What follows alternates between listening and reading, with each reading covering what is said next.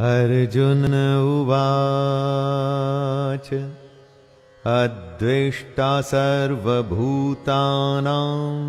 मैत्रः करुणः एव च निर्ममो निरहङ्कारः समदुःखसुखः क्षमी. He who bears no ill will to any being, is friendly and compassionate, is without attachment and egoism, and even-minded in pleasure and pain, becomes my devotee and is dear to me.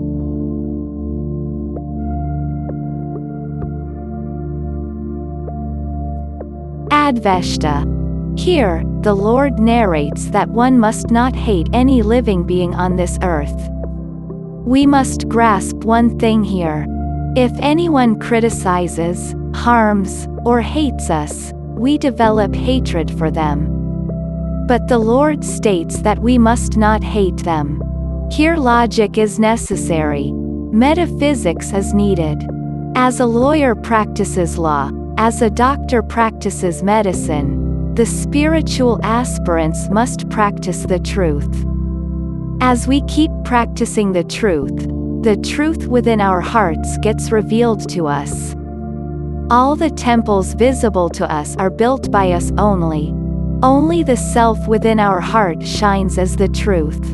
Then why are we unable to experience the self?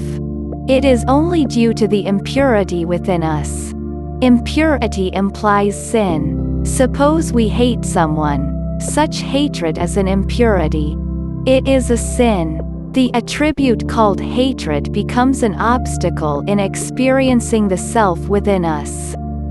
What does one lose by hating others? Why shouldn't one hate others?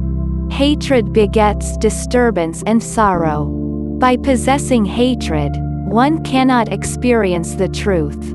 What will God lose if we have hatred? God doesn't lose anything. It is only we who are going to lose. That is the logic here. God asks us not to hate others only to prevent our hardships. If we possess hatred, experiencing sorrow becomes inevitable.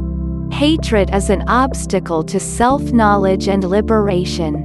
What is meant by knowledge? If we study in colleges and pass the examinations, it is called learned ignorance.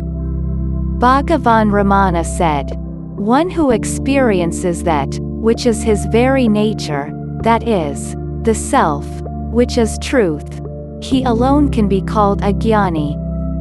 The hatred forms an obstacle to experiencing that truth. Therefore Vasudeva Swami repeatedly asked us to get rid of hatred. If one does not hate others despite having a genuine cause, only then can it be called a true state of jnani. We have been asked to practice the attributes which are very natural to a jnani. Sarvabhutanam. The compassion of Gautama Buddha is often quoted as an example. Even the compassion of Bhagavan Ramana was not limited to human beings alone but extended to animals. He never addressed the dogs, pigeons, peacocks, and monkeys in a singular person. He always addressed them with great reverence.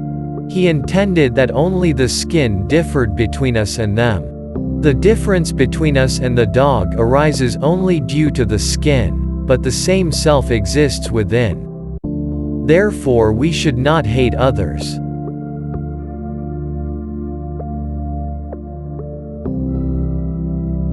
Maitraha. Possess friendship towards all beings. Friendship sustains only between two good people and not between two bad people. Possessing friendship towards all beings implies that we should not have enmity towards any being. Why shouldn't we keep enmity? It is because enmity extroverts our minds.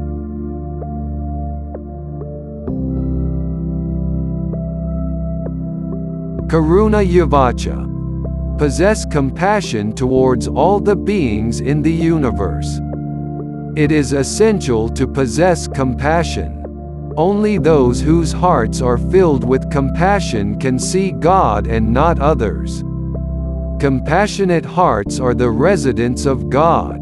If we possess only vengeance and retaliation but not compassion, it then becomes an obstacle.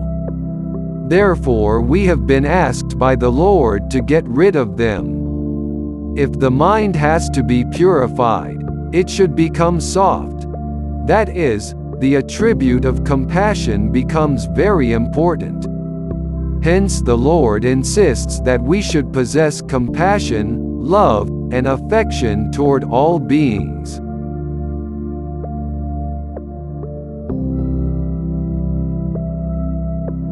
Nirmamaha. Possession of attachment is forbidden.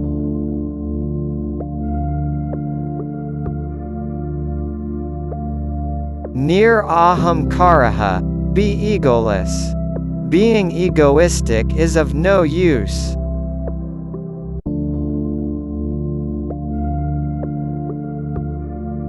Sama dukkha sukha.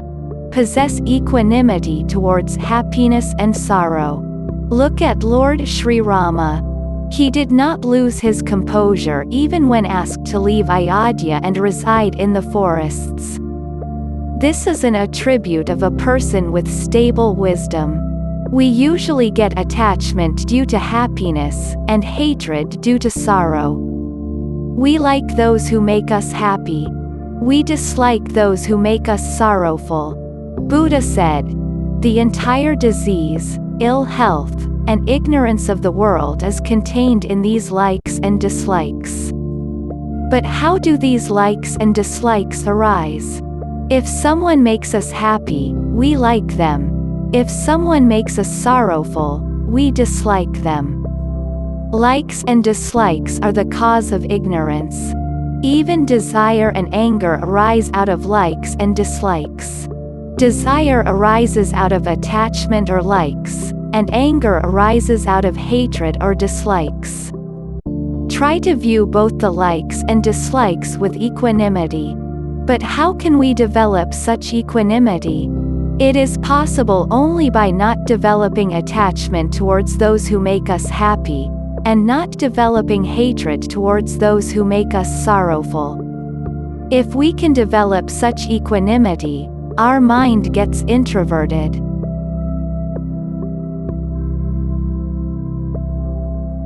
Kshami.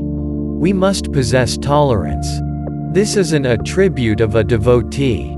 The Lord said, "If one possesses this attribute, I will love and admire him." Why should we possess tolerance?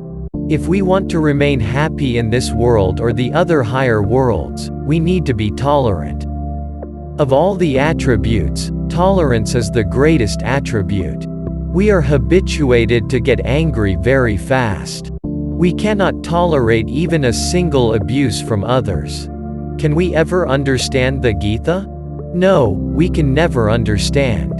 Here is a good instance of a display of tolerance. Someone has written a book abusing Bhagavan Ramana and posted it to Bhagavan. Bhagavan read the entire book and told his attendant, "Bind this book and put it in the library." When the devotees objected, saying, "Swami, the author has abused you to a great extent in this book. How can you ask the book to be placed in the library?" Bhagavan replied, "Many people have written books describing me as a great man. However, this man has described me as a bad man. The people who described me to be great are not aware of who I am. And the one who described me to be bad is not aware of who I am. Therefore, put this book beside those that describe me as great." Look at the forgiveness and tolerance of Christ even when he was crucified. This tolerance attribute is visible in Gautama Buddha and all the other incarnations. None could become great without practicing these great attributes. Possessing these attributes also is equivalent to penance.